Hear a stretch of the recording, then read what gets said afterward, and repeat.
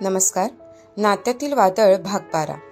विधीने खिडकीतून पाहिले. बाबांबरोबर समर्थही गाडीतून उतरलेला पाहून विधीला खूप आनंद झाला. लग्नाची बोलणी झाल्यानंतर त्या दोघांची भेट तर दूरच, साधे फोनवरून बोलणेही झालेले नव्हते. त्यामुळे असे अचानक समर्थला आलेले पाहून ती आनंदली. आईकडे धावली. आई आई, बाबा आलेत आणि तेही. सुनंदाबाईंनी हातातील काम बाजूला ठेवले. त्या आपल्या मुलीकडे पाहू लागल्या.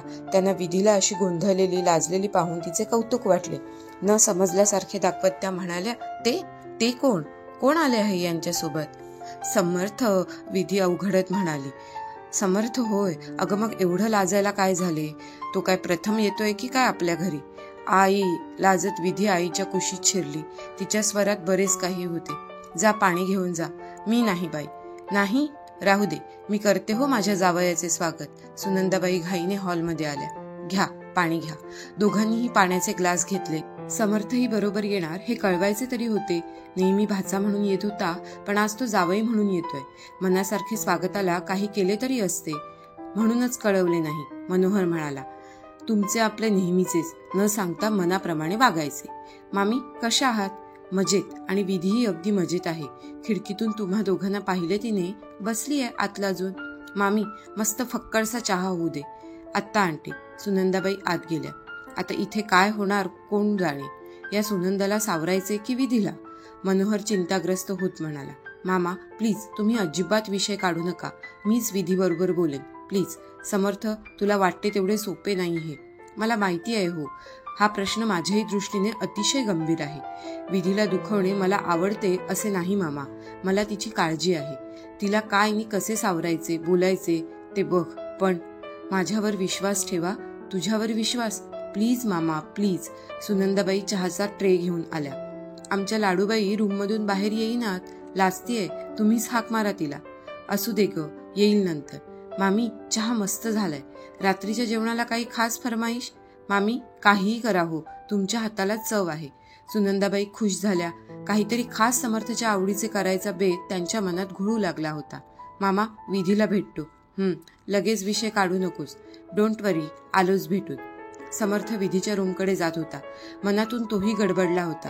आता काय आणि कसे बोलू, ती कशी वागेल? आपण नेहमीसारखे नॉर्मल वागायचे म्हणजे आपल्या आधीच्या नात्यात आलेला हा अवघडलेपणा थोडा दूर होईल. नेहमीसारखी ती आपल्याबरोबर प्रथम बोलायला पाहिजे, तरच मनमोकळे आपणही बोलू आणि तीही बोलेल. तिच्या रूममध्ये प्रवेश करीत समर्थ म्हणाला, अरे यार, तू आहेस तरी कुठे? किती वेळ झाला मला येऊन. मी विधीला काय बोलावे सुचेना. हे मी काय? तिच्याकडे निरखून पाहत म्हणाला, आणि हे काय? मी कधी असा विचारही केला नव्हता. काय झाले? काय केले मी? गोंधळून विधीने विचारले. काय झाले? बापरे. एवढेच बोलून तो गप्प झाला. विधीला काही समजेना. ती जास्त गोंधळली. काय झाले? प्लीज सांग ना, विधीने विचारले. आरशात बघ, तुझे तुला समजेल. आरशात? ती घाईघाईने ड्रेसिंग टेबलकडे वळली. आरशात पाहू लागली. स्वतःला निरखून पाहू लागली. छे बाई, काहीच लक्षात येत नाही. समर्थ तिच्या जवळ गेला. तिच्या पाठीशी उभा राहत म्हणाला, फसली रे फसली, एक वेडी मुलगी फसली. समर्थ, काय हे? समर्थ झटक्यात बाजूला झाला. विधी त्याच्या मागे धावली. सापडेल तेव्हा ना? समर्थ टाळ्या वाजवीत हसत म्हणाला. बेडभोवती त्याच्या मागे विधी धावत होती. शेवटी ती बेडवर बसली. तिच्या शेजारी समर्थ येऊन बसला. दोघेही मोठ्याने हसले. समर्थ, तू म्हणजे असा आहेस? असाच आहे मी, अगदी पहिल्यापासून. बदल होणार नाही. अचानक कसा आलास? मला वाटते या 8 दिवसात आपण एकमेकांशी बोललो नाही. फोन नाही, ना मेसेज, ना कुछ. अच्छा, म्हणजे माझ्याशिवाय राहावे ना? नो, तुझ्या बगबगीशिवाय. एकदा फोनवर बोलायला लागलीस की सांगावे लागते, विधी खूप वेळ झालाय, पुन्हा नंतर राहिलेले बोलू. नुसती बगबग. माझे बोलणे तुला बगबग वाटते? ओ गॉड. दुसरे काय? समर्थ, वैतागून ती म्हणाली. विधी, हसत समर्थ म्हणाला. आणि पुन्हा धोधो हसणे सुरू झाले. मनोहर बाहेर उभा राहिला होता. त्यांचे हसणे बोलणे ऐकून त्याच्याही चेहऱ्यावर स्मितरेषा उमटली आणि तो तिथून बाजूला झाला. विधी, एक मोठा प्रॉब्लेम झालाय. म्हटले तुला सांगावा. तुझे ओपिनियन, एक्सपर्ट ओपिनियन ऐकावे म्हणून असा अचानक आलो. अच्छा, म्हणजे माझी गरज भासली म्हणून तू आलास? हो, आपण पहिल्यापासून एकमेकांना मनातले सगळे सांगत आलोय, हो ना? होय, बरोबर आहे तुझे. पण आपणच म्हणजे आपण दोघेही काही गोष्टीत बोललोच नाही, अबोल राहिलो. म्हणूनच मनसोक्त बोलूया. चालेल, पण प्रॉब्लेम काय आहे? सांगतो, पण इथे? काय झाले? नको, इथे नको, कुठेतरी बाहेर जाऊया. सरळ सरळ सांग ना, फिरायला जायची हुक्की आली आहे. समर्थ हसला. ओके, मी रेडी होऊन आलेच. किती वेळात? समर्थ, ती थोडे रागवूनच म्हणाली. थोडे लवकर आवर, नाहीतर संध्याकाळी जाण्याऐवजी रात्री जावे लागेल. समर्थ, झाले बोलून, गेट आउट नाव. अरे यार, ओनली 15 मिनिट्स. प्रॉमिस? प्रॉमिस. समर्थ बाहेर आला. हॉलमध्ये मामाजवळ गेला. मामा, आम्ही बाहेर निघालोय. तुम्ही काळजी करू नका, मी सांगतो तिला समजावून. ती ऐकेल. प्रयत्न तरी करतो, नाहीतर तर काय. मामा, थोड्या वेळात आमचे तिघांचे भविष्य ठरेल. जे होईल ते कदाचित चांगलेच असेल. बोलल्याप्रमाणे खरेच कधी नव्हे ते विधी आवरून बाहेर आली. आई, बाहेर जाऊन येते. समर्थ बरोबर? हो. आता आम्ही कोण अडविणार तुम्हाला? आई लटक्या रुसव्यात तिला म्हणाली. त्याच्या आवडीचा स्वयंपाक करते आहे, बाहेर लाईटच खा. ओके, चल निघते. समर्थ आधीच गाडीत जाऊन बसला होता. विधी गाडीत बसताच त्याने गाडी स्टार्ट केली. कुठे जायचे? विधीने विचारले. माझ्या आवडत्या शेतात. तेथे शांतता असते आणि मला जे सांगायचे त्यासाठी अशीच जागा चांगली. कसला प्रॉब्लेम? कोणाचा प्रॉब्लेम? समर्थने तिच्या प्रश्नाला उत्तर दिले नाही. तो ड्रायव्हिंग करीत होता. तो काहीच बोलत नाही हे पाहून विधी मनातून थोडी नाराज झाली. ती त्याच्याकडे पाहत होती. ती आपल्याकडे पाहते आहे हे समर्थही जाणून होता. ती विचार करीत होती. समर्थ आला तेव्हा खरेच आपण अवघडलो होतो. त्याच्यापुढे जाण्याचीही लाज वाटत होती. काय करावे सुचत नव्हते. पण त्याने नेहमीच्या स्टाईलने बोलणे सुरू केले. केवढे बरे वाटले आपल्याला. खरेच मी केवढी भाग्यवान. समर्थ माझा पती होणार. तो आपल्याला आणि आपण त्याला खूप चांगल्या प्रकारे ओळखतो. विधी, अगं उतर खाली. अरेच्चा, एवढ्या लवकर शेत आले देखील? हो, ते पळतच आला आपल्याकडे. समर्थ हसत म्हणाला. कळलं, चला आता. दोघे चालू लागले. झाडाखालची जागा बघून बसले. काही क्षण निशब्द गेले. विधी, एवढेच बोलून समर्थ शांत झाला. कशी सुरुवात करू? काय बोलू? ती कशी रिॲक्ट होईल? आपण तिच्या भावना नक्कीच दुखावणार आहोत. विधी त्याच्याकडे पाहत होती. हा एवढा का विचारमग्न आहे? कसला प्रॉब्लेम आला आहे याला? समर्थ, तू जे काही बोलायचे आहे ते अगदी मनमोकळेपणाने बोल. काय आहे ते सांग तरी. विधी, तुला आपले बालपण आठवते? अगदी लहानपणाचे नाही आठवत, पण त्यानंतरचे, म्हणजे तू आणि मी शाळेत असतानाच्या काही गमती मला आठवतात. शाळेतल्या गमती? हो हो, मलाही आठवतात.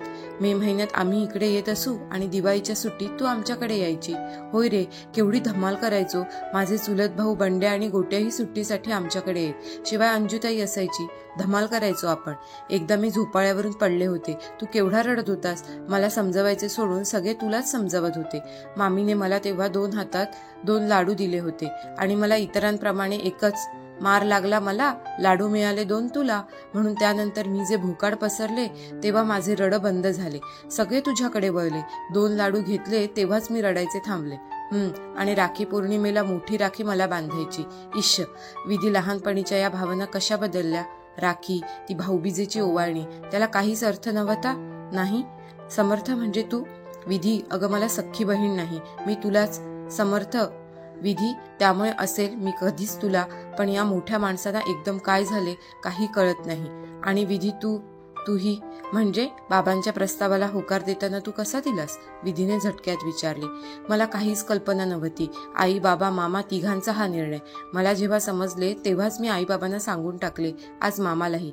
म्हणजे तुझा नकार आहे? विधी, प्लीज समजून घेशील ना? अरे, पण आपण मोठे झालो. त्यानंतर या 7-8 वर्षात मी तुला कधी राखी बांधली नाही की भाऊबीजही ओवाळली नाही. यावरून तुझ्या काही लक्षात नाही आले? म्हणजे विधी, हे सर्व एवढ्या आधीपासून? Pre planning?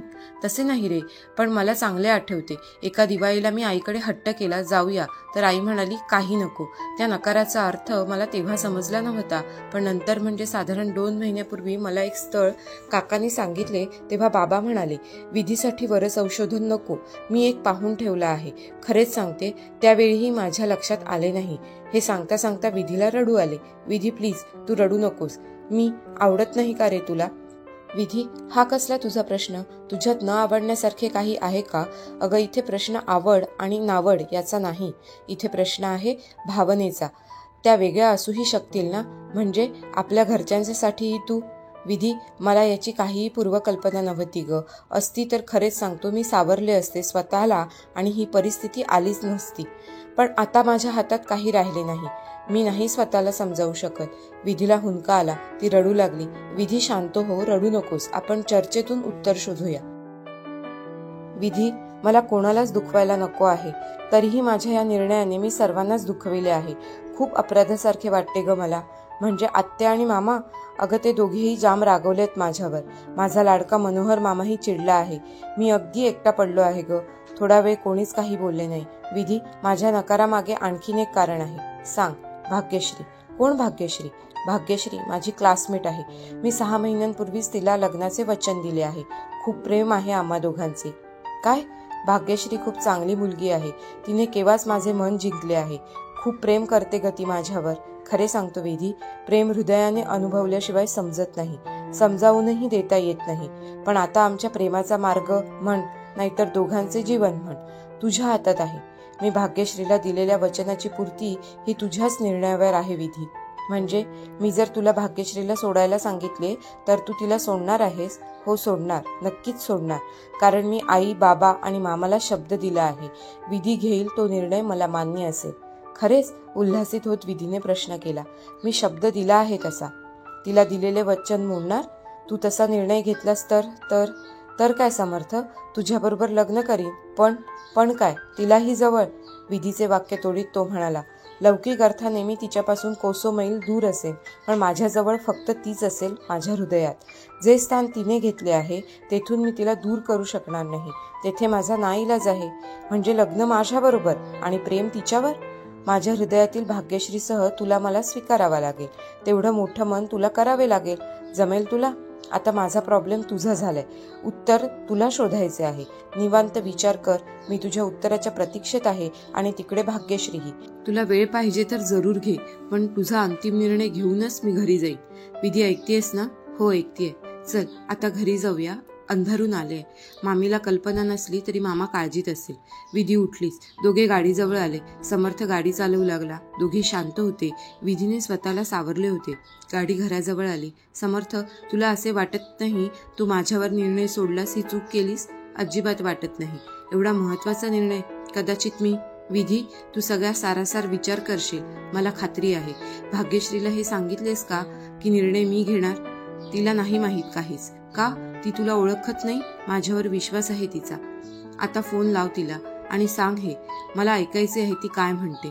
अगं पण विधी, फोन भाग्यश्रीला. ठीक आहे. भाग्यश्रीचा नंबर डायल केला समर्थने. स्पीकर ऑन कर. समर्थने होकार दिला. भाग्यश्रीने घाईघाईने फोन घेतला. समर्थ, अरे किती अंत पाहतो. थँक गॉड एकदाचा फोन केलास. कसा आहेस तू? माझा तर जीव टांगणीला लागला आहे. मी ठीक आहे. समर्थ, मामा काय म्हणाले रे? मी मामांकडेच आलो आहे. समर्थ, काय होणार रे? भाग्यश्री, मी हा सर्व निर्णय विधीवर सोडला आहे. म्हणजे विधी घेईल तोच माझा निर्णय. चालेल ना? मी तसा शब्द दिला आहे. समर्थ, माझा तुझ्यावर पूर्ण विश्वास आहे. शिवाय तुझा शब्द तो माझा शब्द. विधीला कुठलाही निर्णय घेऊ दे. तीही विचाराने निर्णय घेईल, मग तो कुठलाही असू दे. तुझ्याप्रमाणे मलाही मान्य असेल. प्लीज तू शांत राहा. फक्त देवाकडे प्रार्थना करते विधी योग्य तो निर्णय घेऊ दे. चल ठेवतो. Bye. Take care. Love you. समर्थने फोन बंद केला. विधीकडे एक नजर टाकत म्हणाला, चल घरात जाऊया विधी, मामा वाट पाहत असतील. दोघे घरात आले. मनोहर दोघांकडे पाहत होता. विधी एकदम म्हणाली, वाव, किचन मधून काय छान वास येतोय. बघते आईने काय केले आहे. विधी किचनकडे गेली. समर्थ, काय झाले? मामाने विचारले. मामा, मी सर्व सांगितले आहे. आता विधी काय तो निर्णय घेईल. म्हणजे तिने अजून निर्णय घेतला नाही. तिला मी विचार करायला वेळ दिला आहे. बघू ती काय विचार करते. ठीक आहे. तुझ्या मामीलाही काही सांगितलेले नाही. जा आता फ्रेश हो. श्रोते हो, या कथेचा पुढचा भाग पाहण्यासाठी खाली दिलेल्या लिंकवर क्लिक करा. इथे तुम्हाला पुढचा भाग मिळून जाईल. तसेच चॅनलवर नवीन असाल तर लोगोवर क्लिक करून चॅनलला सबस्क्राईब करा आणि पुढील व्हिडिओचे नोटिफिकेशन त्वरित मिळवण्यासाठी बेल बटन ऑन करा. कथा आवडली असल्यास लाईक, शेअर आणि कमेंट करा. तुमचा प्रतिसाद आमच्यासाठी खूप महत्त्वपूर्ण आहे.